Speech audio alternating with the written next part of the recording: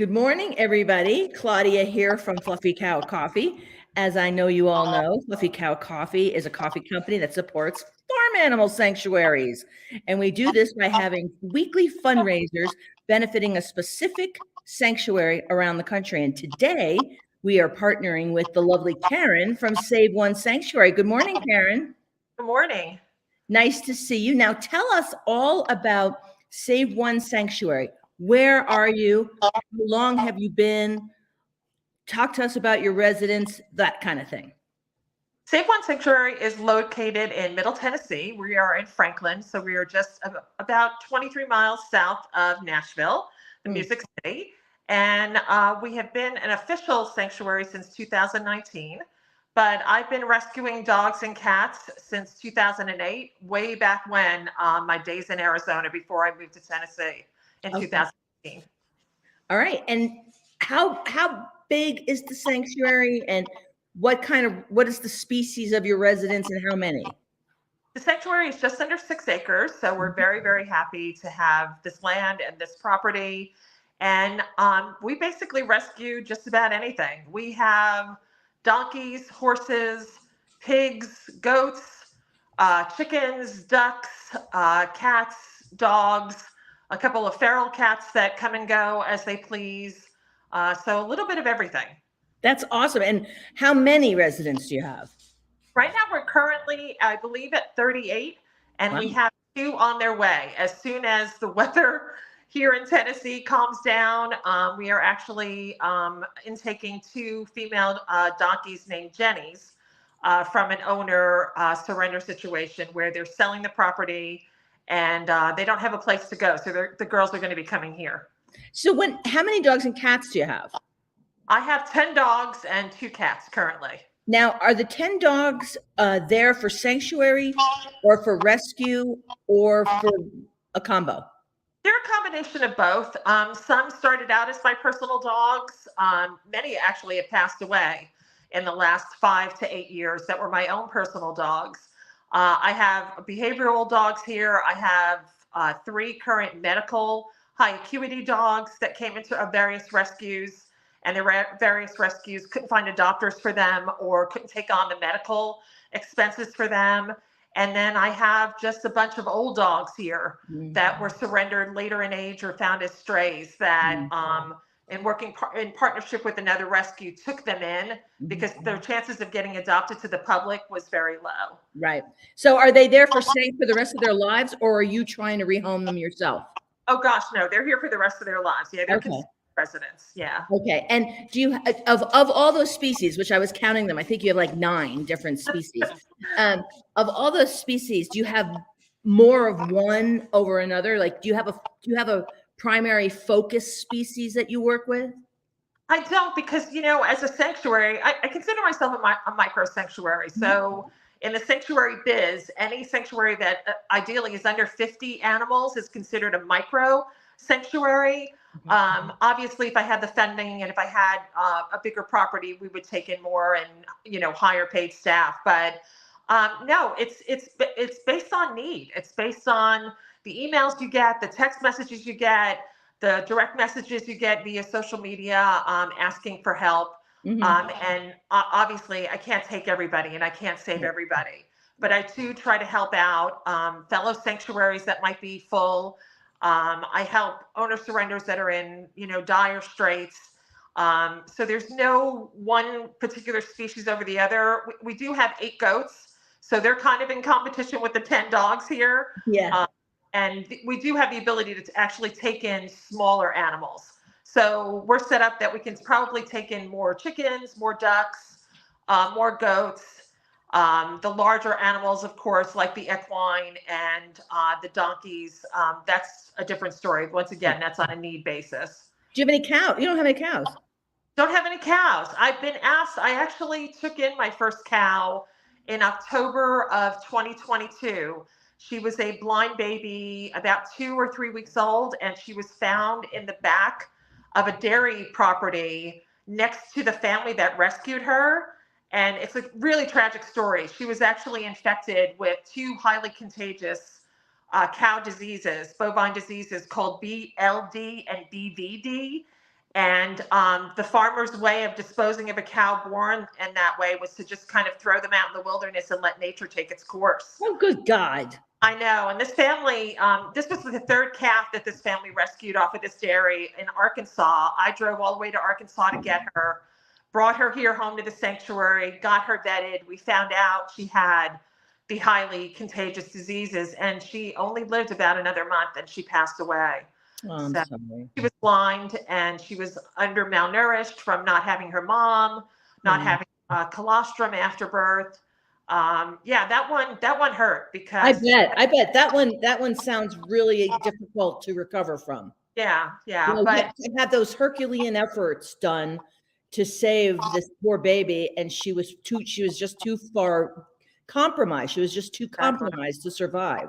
And I appreciate my local vet here is Rocking Country Vet, our large animal vet, and they comforted me and said basically after the 4 or 5 times that she was there and they came here, that they did everything humanly possible. So I know in my heart we pulled out all the stops for her You and did her everything body. you could. You did everything you could. Yeah, You did everything you could to give her a good life, and she was just too far compromised. yeah, So I'm yeah. really sorry. So let's talk about better stories, more Yes. positive stories. Like, talk to me about where you got, some of the stories of how you got the animals in your sanctuary. Oh gosh, they run the gamut. Like I said, every day you open up your email as a sanctuary and you don't know what you're going to get. Sure. Every day you check your phone, you don't know what voicemail is going to be, a desperate plea for you to take somebody on. I have a donkey from a hoarding situation in Kentucky. Mm, Theo came from a person who had close to 100 animals in various degrees of neglect and abuse, and his feet were grown out and he was malnourished. He was skin and bones mm. when he was seized. And I got him through that. I have a soft spot for the seniors. I have a Oh, I lot. do too. I have a Yeah. soft spot for all seniors, Yeah. human So seniors, animal seniors. I have a soft spot for seniors. a lot of the animals here, including the goats, are older animals Yeah. that had a family. The horses were ridden, they were loved on by the children in the families. And then, kids grow up and the families or the parents no longer wanted to take care of them, didn't want to put their expensive, pasture, pals. Right. And a lot of mine come as seniors. So they're much, much older. They have higher needs. They're more expensive. They need constant vet and farrier care. And that's how they wind up with you. Yep. Yep. The goats too. The goats are people downsizing. They Yep. thought it was fun to have goats. And then 5 years in said, oh, it's not so much fun. I can't vacation anymore. I got to find a farm sitter. Right. Right. So it just depends. They all have a story. They all have a background. Yeah. So tell me, remind me, because I know I've asked this question before to at least one or two of the sanctuaries, but I never remember the lifespan of the species. So how long does a donkey live? Oh gosh, donkeys live 40 to 45 years.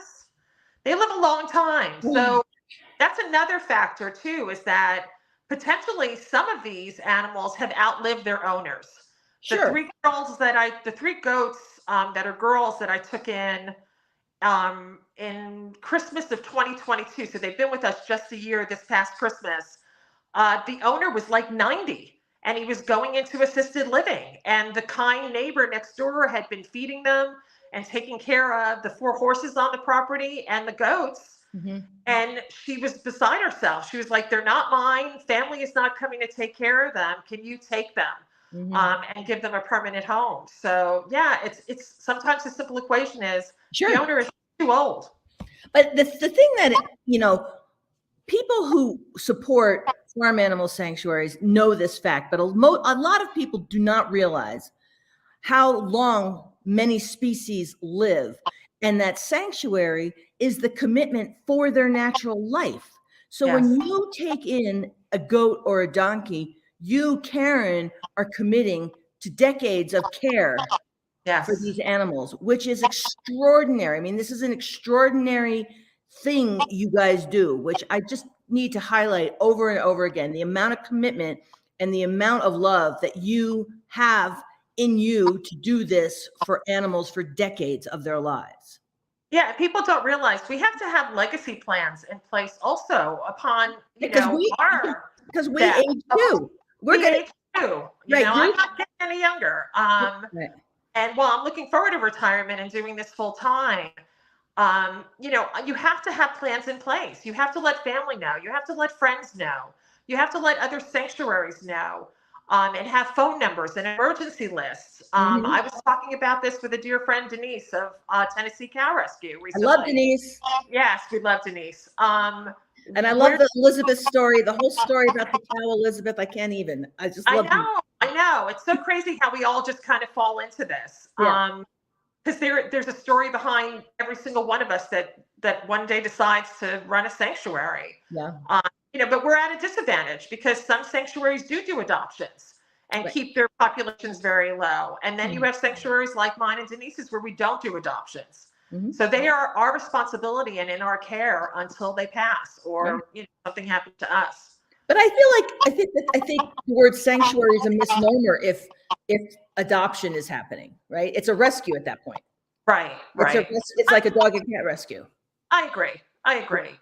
Sanctuary at that point, yeah, it's a very fine line between are you a rescue or are you a sanctuary if you're Right. adopting your residents. Or a hybrid. I mean, you can totally Right. imagine a hybrid situation of that as well.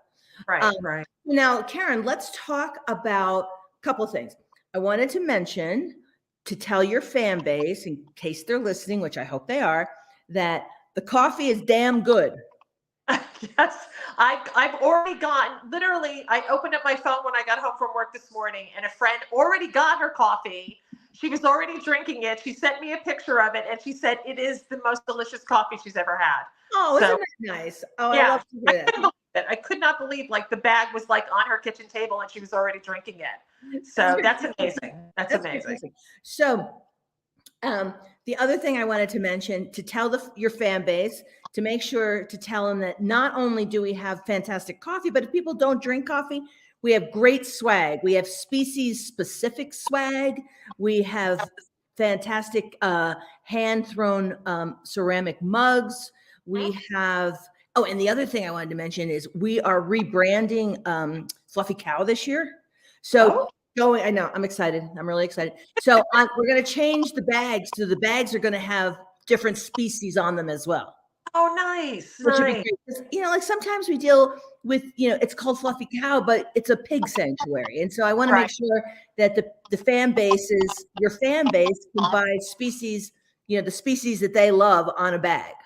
Yes, yes, And absolutely. then the other thing I wanted to mention to you and to your fans is that Beth is going to send you afterwards a shortened URL so that if any one of your fans continues to buy Fluffy Cow coffee, or for example, gets a subscription,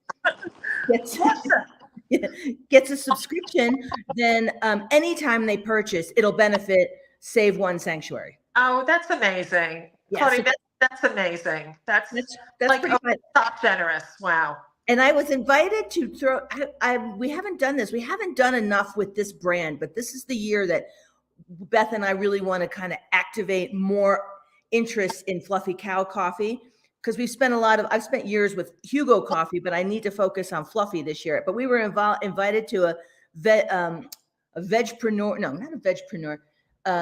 Anyway, to sell coffee at a big vegan event. Oh, wow. So I'm hoping I can figure that out. But in the meantime, Karen, now tell me, say we do a really good job and we raise a good amount of money, like $200 to $300 for Save One Sanctuary. What kind of impact would that have? That's huge, especially this time of year. We are ramping up for our annual exams and vet visits, and $200 or $300 will go a long way. Will go a long way. Every equine has to get vaccinations. Goats have to get vaccinations. Pigs have to get vaccinations. They need teeth floated because they're seniors and they're older. They need medication refills and reevaluations. Blood work on equine is quite expensive. And all my old guys have to get a full comprehensive panel done every year. So yeah, the timing couldn't be better because those are coming up like in March and April. Okay, So perfect. So now, Karen, you and I have a job to do for the next few days because it is Friday. We only have until Sunday at midnight. So we got to get the word out, and we gotta get the fans of Save One Sanctuary who love Save One Sanctuary and coffee, or just Save One Sanctuary and need a mug to buy. So we donate $2.50 for every item sold until Sunday at midnight, and we want to write you the biggest check we can on Monday. So we got to get the word out for people to buy, and we sell, sell, sell. absolutely. My coworkers this past weekend went crazy on your website.